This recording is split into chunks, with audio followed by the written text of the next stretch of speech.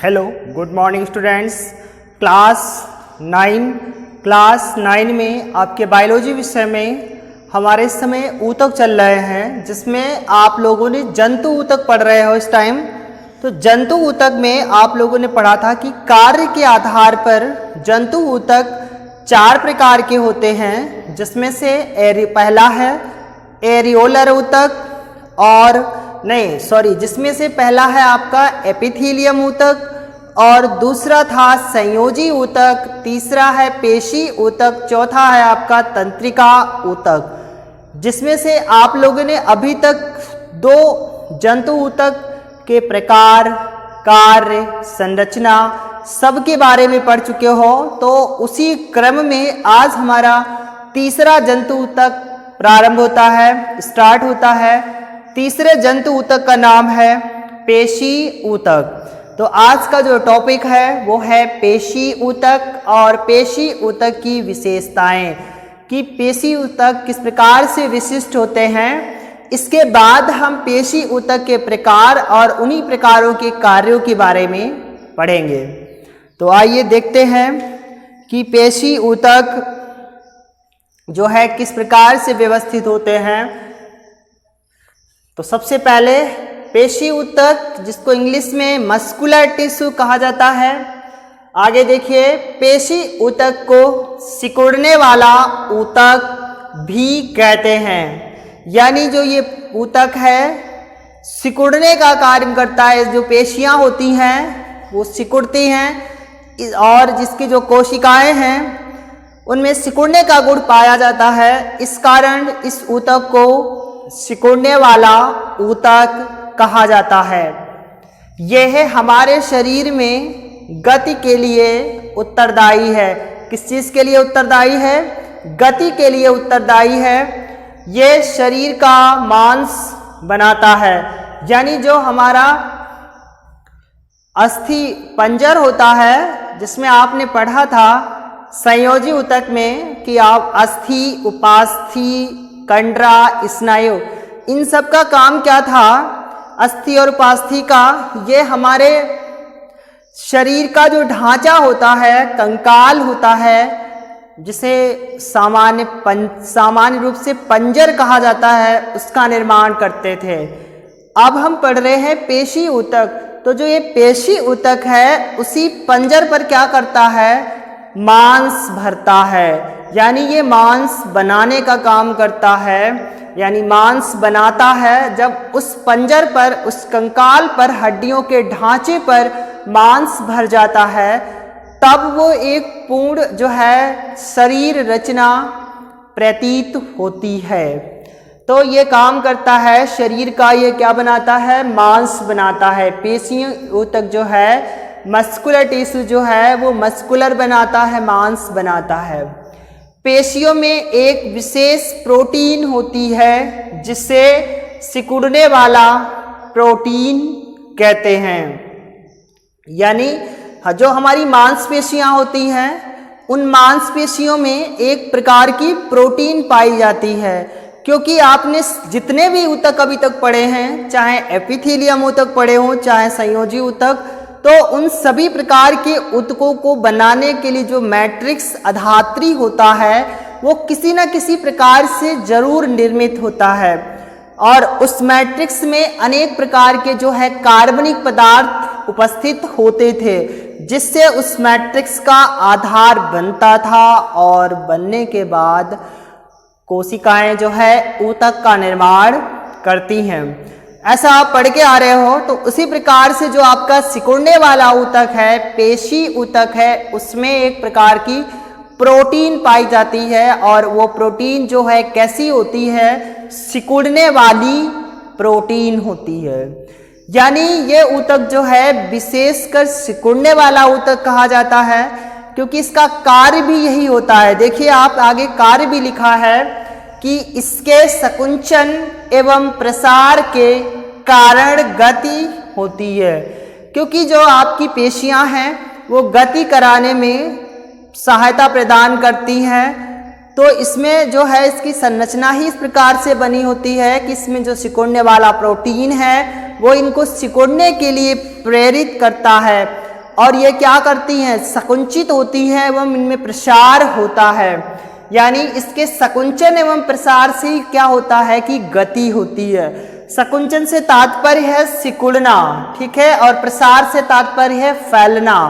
यानी जब पेशी ऊतक की कोशिकाएं सिकुड़ती हैं और वही कोशिकाएं जब फैलती हैं आकार में, तब उन पेशियों में गति होती है। और इस प्रकार ये ऊतक का कार्य होता है हमारी मांसपेशियों में, हमारी पेशियों में गति को कराना।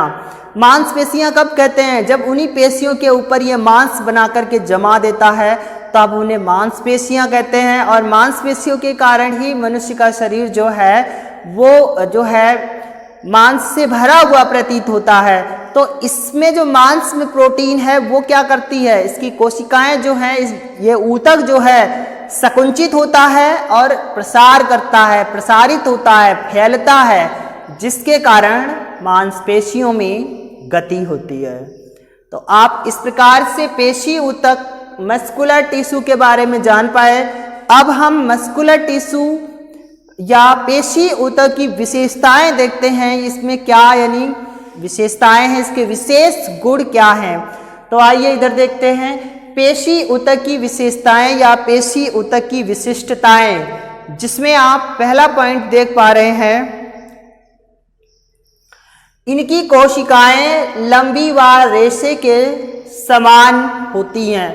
क्योंकि अभी तक जितने भी आपने ऊतक पढ़े हैं, सभी ऊतकों की जो कोशिकाएं हैं किसी न किसी आकार में व्यवस्थित होती हैं। किसी की कोशिकाएं षट्भुजाकार, किसी की कोशिकाएं स्तंभाकार, यानी सबके आकार होते हैं। तो जो आपका पेशी ऊतक है, इसकी जो कोशिकाएं हैं वो कैसी होती हैं, लंबे रेशे के जैसी होती है। रेशा मतलब धागा या तंतु, ठीक है, तो लंबे धागे या तंतु के रूप में व्यवस्थित होती हैं पेशी ऊतक की कोशिकाएं। दूसरा पॉइंट है, प्रत्येक पेशी रेशे में सिकुड़ने वाले सूक्ष्म तंतु होते हैं। क्योंकि आपने पहला पॉइंट पढ़ा कि इसकी जो कोशिकाएं हैं वो लंबे रेशे के समान होती हैं। अब दूसरे पॉइंट में हम पढ़ रहे हैं कि इसके पेशी रेशे में सिकुड़ने वाले सूक्ष्म तंतु होते हैं।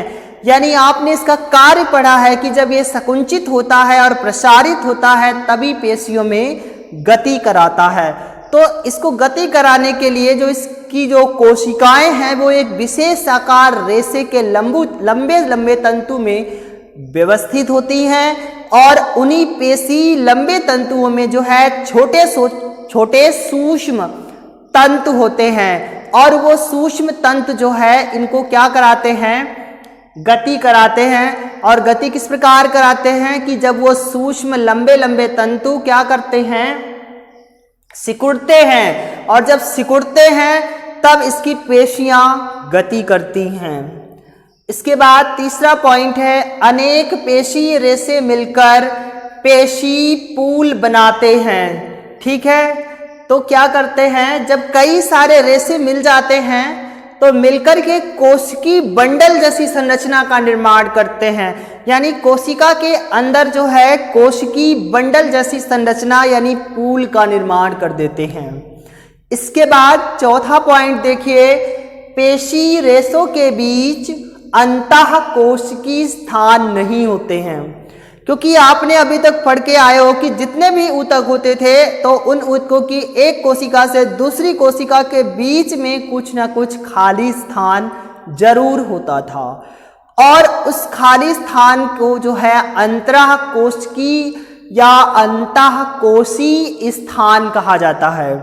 जिस प्रकार से और कई ऊतकों की कोशिकाएं पढ़ी, किसकी षट्भुजकार इस प्रकार की कोशिकाएं होती थी, तो इन कोशिकाओं की खाली बीज, ये जो खाली एरिया है, इस खाली बीज को, खाली क्षेत्र को जो है अंतःकोशी स्थान या अंतःकोशी स्थान कहा जाता है। परंतु जो आपका मस्कुलर टिश्यू है, पेशी ऊतक है, उस पेशी ऊतक के एक कोशिका से दूसरी कोशिका के बीच में किसी भी प्रकार का कोई खाली स्थान नहीं होता है। देखिए पेशी ऊतक में जो है आपके पेशी ऊतक की जब प्रकार पढ़ोगे तो उसमें पढ़ोगे आप रेखित पेशियां, अरेखित पेशियां, हृदय पेशियां या हृदय पेशियां। तो आप संरचना किस प्रकार से बना पाओगे? देखिए इस प्रकार से संरचनाएं बनी होती हैं। जो आपके पेशी ऊतक होते हैं उसमें आप रेखित पेशी ऊतक के बारे में पढ़ेंगे। तो इस प्रकार से इसकी संरचना बनी होगी रेखित पेशी ऊतक की। और इसमें देखिए इसकी जो कोशिकाएं हैं वो एक ठोस के रूप में बनी होती हैं। अब इनके बीच में एक कोशिका से दूसरी कोशिका बनी ही नहीं दिखाई दे रही है जिससे इसमें खाली स्थान हो। तो खाली स्थान और ये एक लंबी पूल जैसी बंडल जैसी संरचना का निर्माण करती हैं। इनकी जो कोशिकाएं हैं इनमें जो रेशे होते हैं वो रेशे मिलकर के लंबी संरचना बनाते हैं। तो इस प्रकार आप चौथा भी पॉइंट पढ़ पाए कि पेशी रेशों के बीच में कोई भी अंतरः कोशीय स्थान या अंतः कोशिकीय स्थान नहीं होता है। तो ये आपके 4 जो है विशेषताएं थी पेशी ऊतक की। इसके बाद जो है आपने यानी इसके बाद हम पेशी ऊतक के प्रकार पढ़ेंगे, जिसमें आप पेशी ऊतक के प्रकारों में 3 मुख्य प्रकार हैं। ऐच्छिक या कंकाली पेशियां, इन्हीं को रेखित पेशियां कहा जाता है। दूसरा आप पढ़ोगे अनैच्छिक पेशियां या चिकनी पेशियां या अरेखित पेशियां।